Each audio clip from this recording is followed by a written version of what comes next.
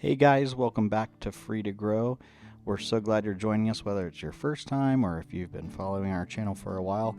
And I just ask you to take some time, like and subscribe. And we always love if you leave a comment down below. This week we're talking about our pasture raised pigs.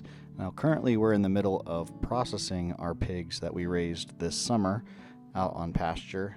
And we just had a busy summer, so we never really got around to getting too much footage, but we did raise the same two Berkshire pigs last year, and this is some footage we got with our first time raising pigs on pasture.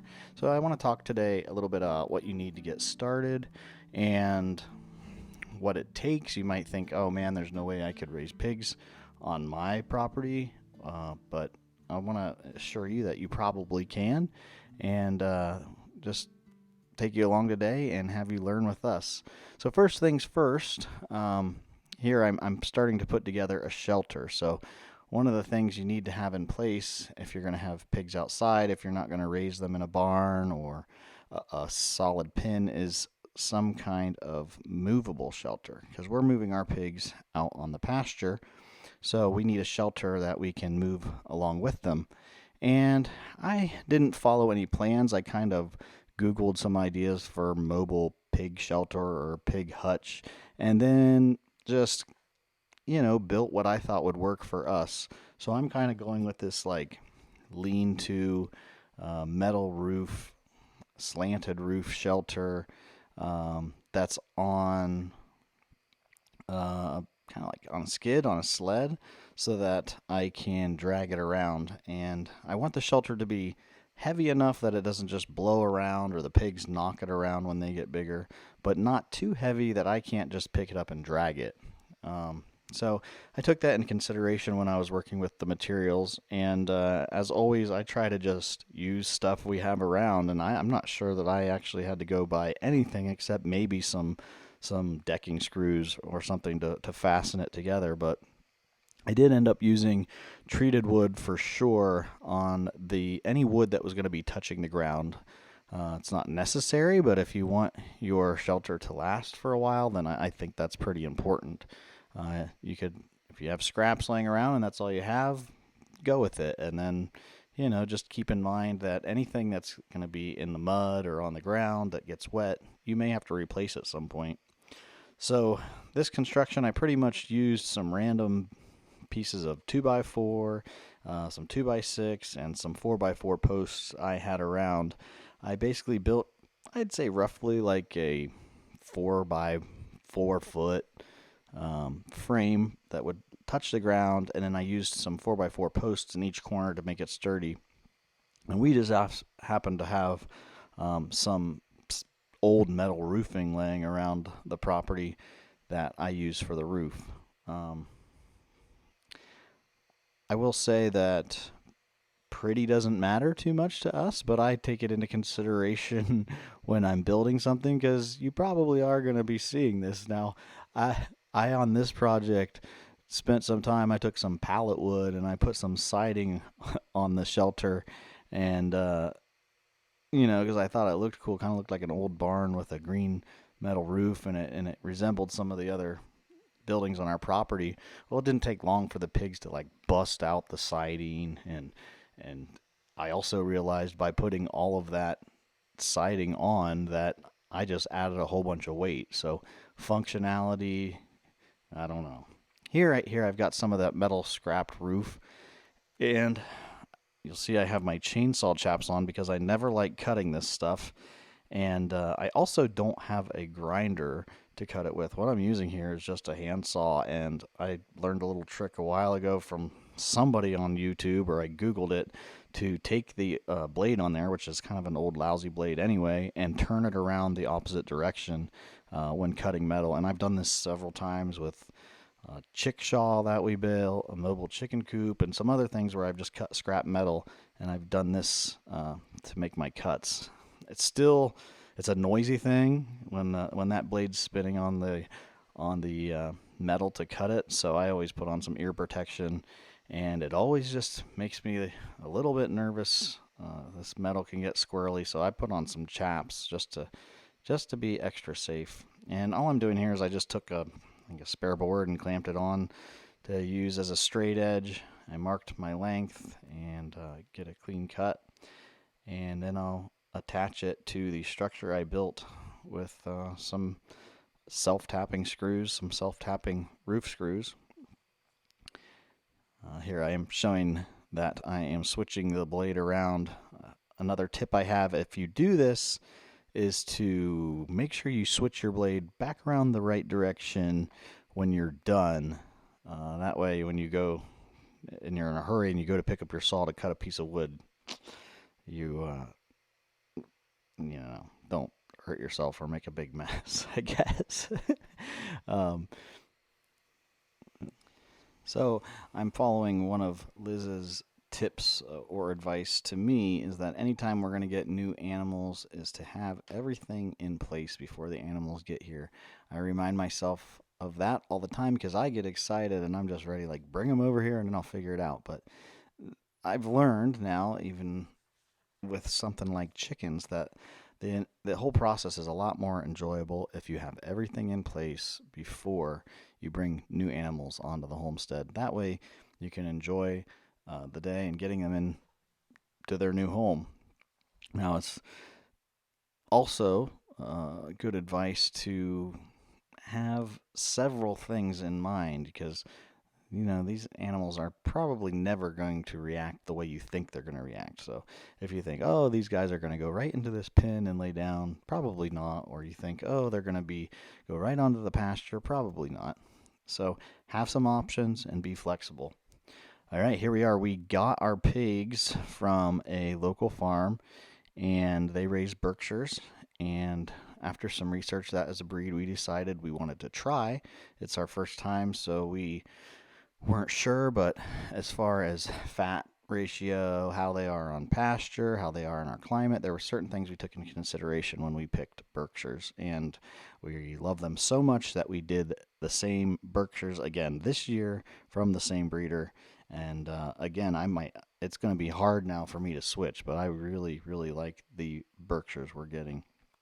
The thing was, this year, we thought we were picking up some roughly 50-pound piglets, and when we showed up, they were more like 80-pound pigs, and they had them in a skid steer and just lowered them into the bed of my truck. We didn't show up with a trailer. We showed up with some small dog crates, which they were not going to fit into.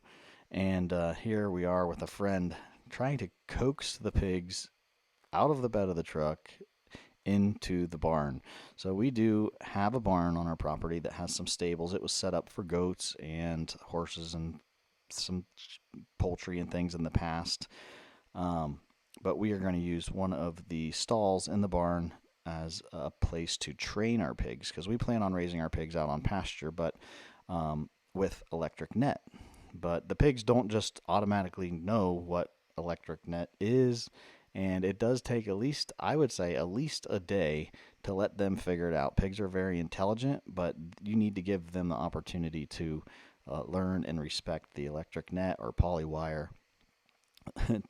We built like a ramp up to the bed of my truck with some extra straw bales we had and a little stair step, and this was us trying to politely ask the pigs to walk down the ramp.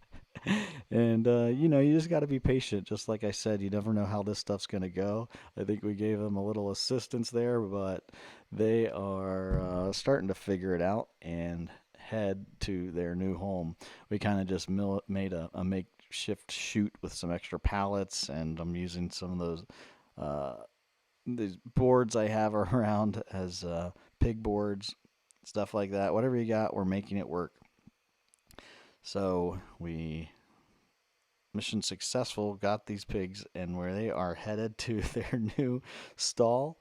And I'd say this went better than I could have even expected. You never know, but we were prepared, and it went smooth. Got them in a little celebration there. So inside this stall, right now I have some Premier One fence, and I will not do it this way again. We ended up running some poly wire for the pigs to get trained to, And the reason is we put a charge to that Premier One net, and when they touched it, they freaked out. They got stuck. They got tangled up in it. It was a bit traumatic. We couldn't, instead of it just them touching their nose to a poly wire and not risking getting all tangled up. So we immediately changed plans on that. Now, when we do get them out on the pasture, we did use the Premier One netting, but as far as in this confined space and while they're figuring it out, I would suggest a couple hot strands of polywire. And you can just use hot polywire to move your pigs outside as well. But more important is when you're going to train them to electric net, polywire, you want them in some kind of secure physical barrier. It does not have to be a stall like we have here. A lot of guys will just throw up some cattle panel or hog panel, and then run their polywire inside of that. You basically just want your polywire inside of some sort of physical barrier so that when they go to touch that for the first time, they don't just blast through it. They can't blast through it. If the pig's instinct is to run forward, they will hit a wall, and they'll train themselves to know to stop when they hit that electric barrier and back up. And that will help keep them in. Pigs are very smart. So once you got that polywire hot and they try it, they don't test it too often if it's nice and hot. This stall fortunately had a door that led out into our secondary training pasture. This is these pigs' first day outside on the grass, and the way I set it up, I put a Premier One hog net right outside the opening to that barn stall, and I just let them out. I'm just hoping at this point that they know that the polywire is hot and they respect it, and they will test it once they're in a new area like this. But once we start moving them, they really don't test it too much, and I'd venture to say if it was off for a day, they might not even realize that. So we got our little pig shelter set up outside, and our first area of pigs on pasture. This was just a really exciting day for us. These pigs and most pigs would be raised on concrete. Just a lot of commercial hog farms raise pigs on concrete because it's easy to clean and they can't root up. Now, that being said, it's the pig's instinct. They want to root up in the dirt. They want to find all kinds of stuff. And getting to see them do that, and as Joel Salton would say, relish in their pigginess, is awesome. I mean, it was like them discovering what their DNA wants them to do. And they get to run around and have fun, and pigs are they're so enjoyable. We really had a great time raising them. So they want to root up. So if you're going to move pigs on pasture and you don't want to destroy your pasture, you do need to move them frequently. So they'll make craters everywhere. They will really get to work. It's really amazing how much they can do in one day, because they will just get right to it. It's in their instincts. So you just there is no method. It doesn't, you have to move them every day, every 2 days, or once a week. Just kind of keep an eye on it. If they're hanging out, chilling, and enjoying where they're at and not doing too much damage, let them be. But if they start to dig under their water and make a wallow or something like that and make a big mess and just crater up your pasture, then move them. And you can just regulate them that way. We are feeding our pigs on hog grower. We use an 18% hog grower. So the pigs are not pastured pigs in the sense that they're getting all their nutrition from our pasture. These pigs also are fed some hog feed.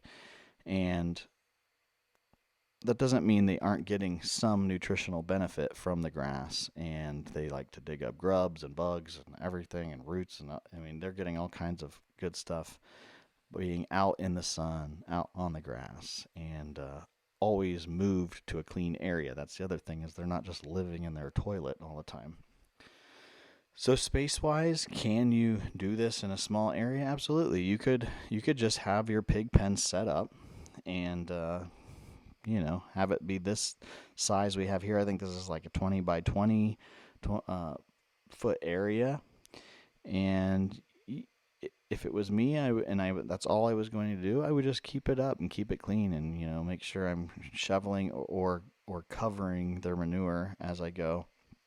But we had the benefit of some extra space, some pasture that wasn't being used to move these guys. And our original goal was to move them to the woods and get them into the woods, which I thought would be great. Pigs just love being in the woods, and they also can help clear and manage your woods and take out some of the weeds and lower brush and stuff. These guys were a little bigger than we anticipated, so they didn't quite even make it to the tree line. But this year, when we raised our hogs, we went straight to the tree line and let them kind of live in and outside of the woods, and it was awesome. They really did do a nice job. There was more shade over there. They just seemed really happy. So what I'm doing here is I have two separate hog nets. I think they're both 80-foot, 100-foot lengths. And I have one square paddock set up. And on a hog moving day, this is like first big move, I set up the other one and let them walk from one into the other. Now, this takes some planning, that when you set up your second hog net, that the opening, can open up and let them through without having to have an open area where they can escape. So you have to do a little planning as you move your hogs, but we've also done it the other way, where it's like, okay, move as much of stuff over into the new paddock as I can, and I'll just lift up one of the posts of the net and let them walk under. Everything I had heard is that the pigs are so smart that they're not gonna, even once you lift that fence barrier, they're not gonna want to walk through there, because they still have this mental barrier. Like, anytime I go near this spot, I get zapped, I get hurt, I'm not going. It's almost like you need to set up a gate area that's designated for them to walk through. I didn't experience that. I have, with both rounds of Berkshires, I have not had it to where they would not cross the invisible barrier.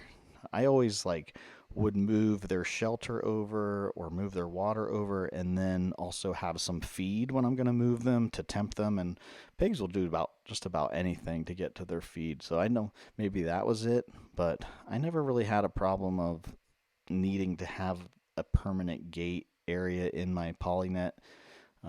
They just kind of followed me, and it, once you get in a groove of it, it's fun, man. It's almost like art moving pigs around, and when you realize they're respecting you and you're respecting them to a certain degree, it all just works out really, really beautifully. So you can see right here that the siding, I think this is already just like one day, the siding on my pig shelter has busted out. One of those Berkshires busted through the side of that thing like the Kool-Aid man. And they just they're so much fun. They're galloping around.